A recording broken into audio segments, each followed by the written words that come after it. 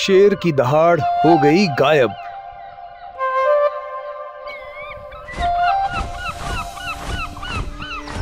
यह कहानी है ऐसे एक जंगल की जहां सारे जानवर मुर्गे की बाग नहीं बल्कि शेर की दहाड़ से उठा करते थे। लेकिन आज के दिन 12 बज गए थे, अभी तक सारे जानवर सो रहे थे।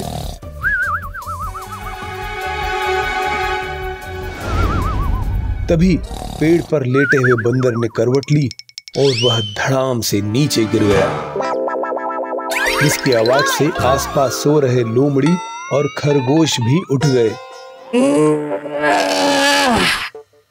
क्या जिंदगी है यार, ये ढंग से सो भी नहीं पाते और तुम्हारे जागने से हम ढंग से जी नहीं पाते।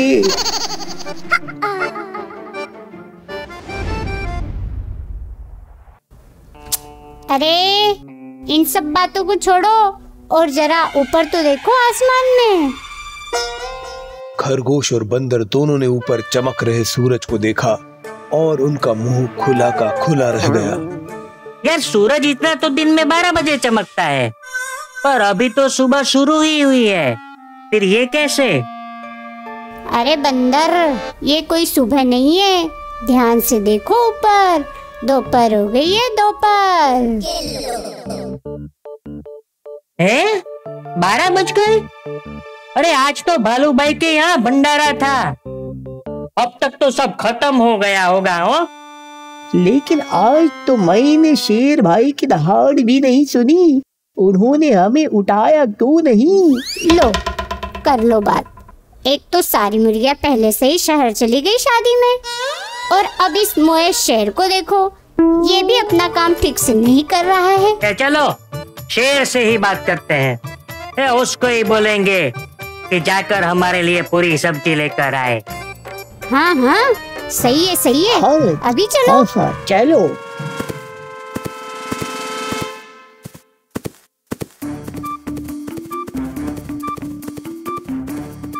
तीनों तुरंत शेर की गुफा पर गए। गुफा के बाहर बाकी जानवर भी इकट्ठा थे। लगता है भंडारा यहीं पर लगा है, आज तो हम जम के खाऊंगा। खरगोश के मुंह में पानी आ गया था और तभी किसी के रोने की आवाज आने लगी। वह तीनों आगे गए तो देखा भीड़ के बीच बैठा शेर रो रहा था। मेरी दहाड़। क्या हुआ शेर भाई, इतना क्यों रो रहे हो? मेरी दहाड़ चली गई। मेरी दहाड़, सुबह से ही मेरी दहाड़ नहीं निकल रही है। दहाड़ गायब हो गई? ऐसे थोड़ी ना होता है। तुम्हें यकीन नहीं हो रहा? ये देखो।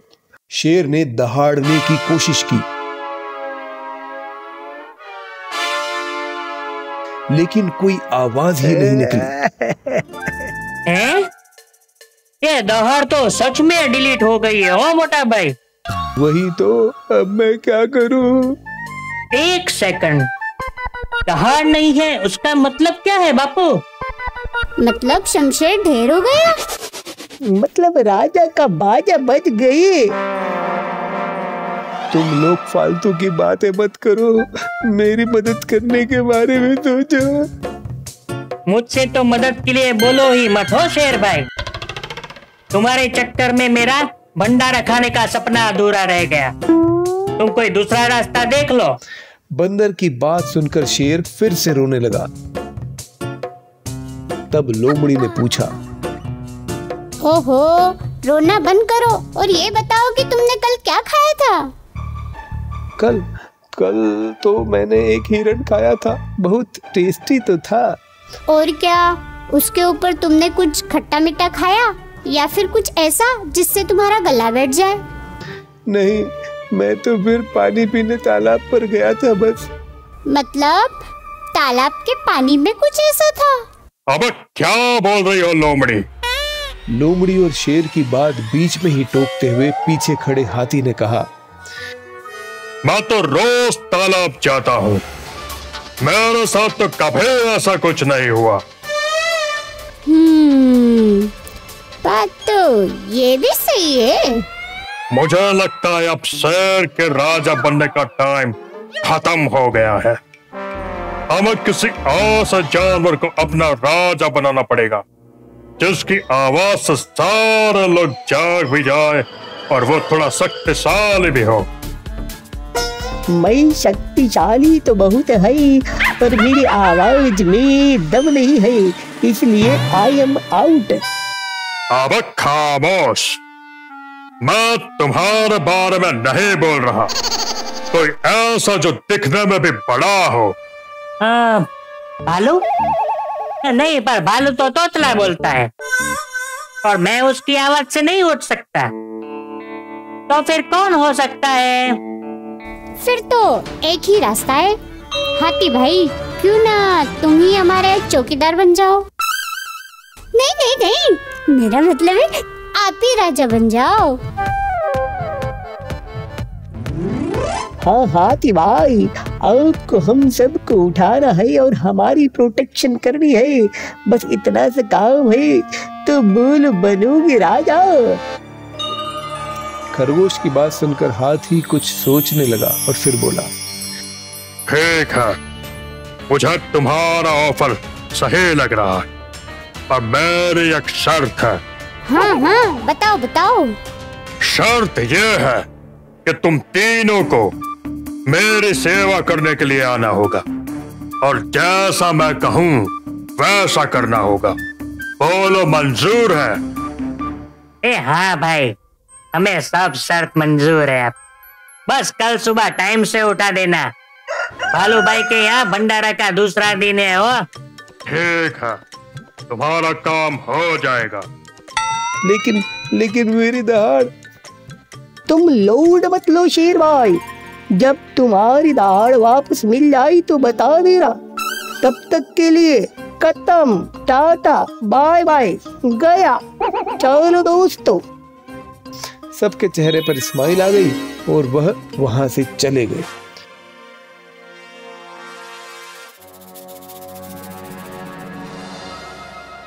अगले दिन सुबह होते ही हाथी ने अपनी सूंड से आवाज निकाली और सारे जंगल के जानवर उठकर अपने अपने काम में चले गए।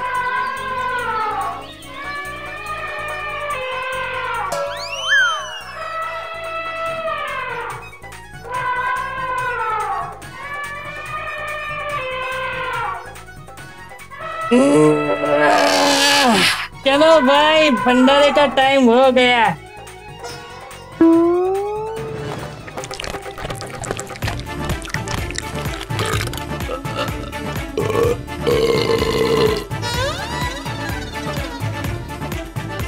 आज तो पूरे 4 दिन का खाना खाया हो बड़ा भाई। आज तो फाफड़ा जलेबी ने दिल जीत लिया और ढोकला तो 1 नंबर था। भंडारे से फ्री होते ही लोमड़ी, खरगोश और बंदर हाथी के पास आ गए। हाँ बोलो हाथी भाई, क्या सेवा करनी है आपकी? तुम तीनों मेरी मसाज करो और जब तक मैं ना कहूं रुकना मत।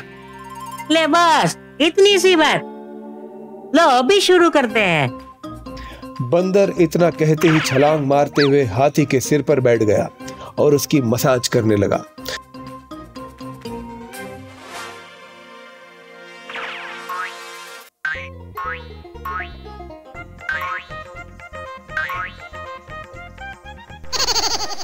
हाथी को बड़ा अच्छा लग रहा था और वह रिलैक्स हो गया था। धीरे धीरे टाइम बीतता गया। हाथी उन तीनों को अलग अलग इंस्ट्रक्शंस दे रहा था। हाँ, थोड़ा राइट में, हाँ थोड़ा कान के पास, अब ये पंजा दबाओ। वाह, मजा आ गया। मसाज करते हुए तीनों थक कर परेशान हो गए थे। ए बापू, इसने तो सारे फाफड़ा जलेबी खत्म कर दिया। ए बस हाथी भाई, आज के लिए इतना काफी है। ये तुम नहीं, मैं डिसाइड करूंगा। चुपचाप काम पर लगो, वरना। वह तीनों फिर से उसकी मसाज करने लगे।